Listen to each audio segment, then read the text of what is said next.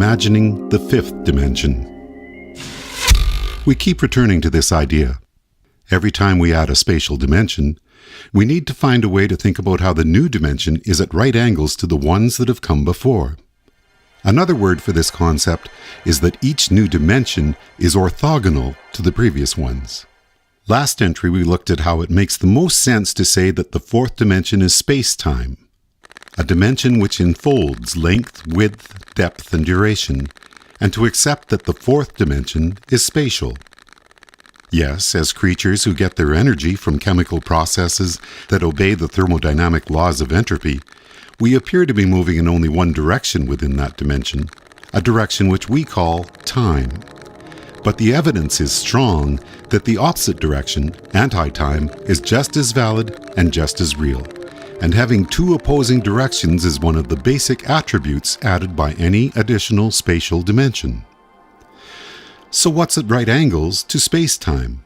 It's interesting to read this quote from a lecture by Stephen Hawking. One can think of ordinary real time as a horizontal line. On the left, one has the past, and on the right, the future. But there's another kind of time in the vertical direction. This is called imaginary time, because it is not the kind of time we normally experience. But in a sense, it is just as real as what we call real time. And it's interesting to think about this.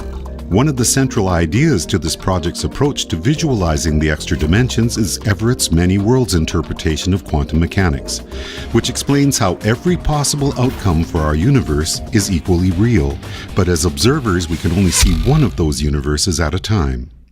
According to Everett's theory of the universal wave function, the reason we can't see any of the other universes is because they exist within a subspace which is orthogonal to the ones we are observing at any particular instant.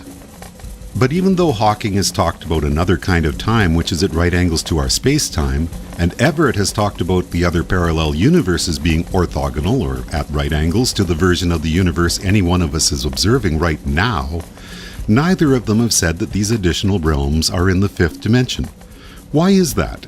Is this a failure of imagination from two of the most brilliant minds of the 20th century? Or is this a free will discussion?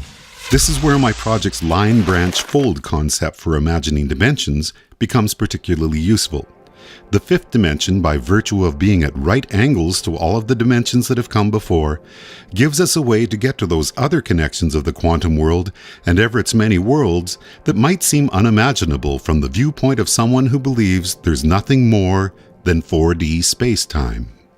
In 2007, a team of scientists at Oxford under the direction of David Deutsch published a new proof equating Everett's many worlds interpretation with the probabilistic outcomes at the quantum level and the parallel universes resulting from chance and choice. And New Scientist magazine declared this to be one of the top science news stories of the year. In 2010, a team of scientists at Oxford participated in a speculative art project created by John Ardern and Anab Jain as Superflux, the fifth-dimensional camera project. David Deutsch acted as one of the consultants on this project too, but of particular note is a video they created featuring Dr. Simon Benjamin, who is from the Quantum Information Processing Interdisciplinary Research Collaboration, the QIPIRC, based at Oxford University. Within this video, you'll see Dr. Benjamin show a diagram very similar to the ones from my project of branching timelines resulting from chance and choice, and he suggests that these are occurring at the fifth dimension. Einstein, another of the great minds of the 20th century, accepted the existence of the fifth dimension. He did take a while to get used to the idea, but in 1923, he eventually gave his approval to Theodore Kaluza's proposal that the field equations for gravity and light are resolved for our space-time when they're calculated at the fifth dimension. The fifth dimension then becomes a way to combine Einstein's theory of general relativity with Maxwell's equations describing electromagnetism. A few years later, with Oscar Klein's additional input, the resulting Kaluza-Klein theory would eventually become the starting point for string theory. But if we're talking about something that is at right angles to space-time, why can't we see it? Well, we've already talked about our mythical 2D flatlanders who would be unable to perceive up and down because it was outside of the length and width of their 2D world. And we've also discussed that although we've been taught that the world around us is 3D, The startling fact is that the time it takes for light to travel to our eye means it's impossible for us to see the third dimension by itself. So asking why we can't see the fifth dimension may be like asking why we can't see the other side of a building as we stand in the middle of a street. It's not that the back of the building isn't there, or that it's impossible to see. It's just that we can't see it from our current reference frame. But the standard explanation for why we can't see the fifth dimension and beyond is because it's compactified or curled up at the Planck length. Since we've already established that our 4D space-time is not continuous, but is divided into 3D frames or quanta, I have proposed that it follows that our physical window into the fifth dimension is only one Planck frame wide, and the various aspects of our awareness can, as we saw in our opening quote from Winston Churchill, connect into the fifth dimension more fully. Make no mistake about it. With this project, I am insisting that we are really not in the third dimension, or even the fourth dimension. Our now is a moving point within a fifth dimensional probability space, and I believe the more that people embrace this idea, the deeper their understanding of our reality will become. The analogy often used in string theory is to think of the fifth dimension as being like a garden hose stretched out on the ground.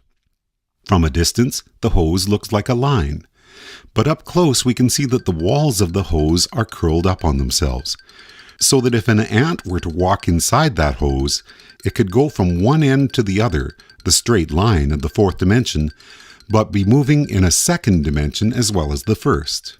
In my Imagining the 10th Dimension animation, I showed a Mobius strip and asked people to think about how a flatlander moving on this strip would feel like they were traveling in a straight line, but in reality they would be twisting and turning in the dimension above.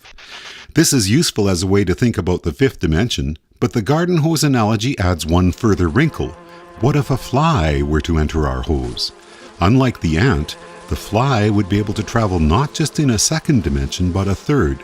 So if our hose were 4D space-time, the ant would be moving in the fifth dimension, and the fly would be moving in the sixth. You and I, it appears, are ants rather than flies.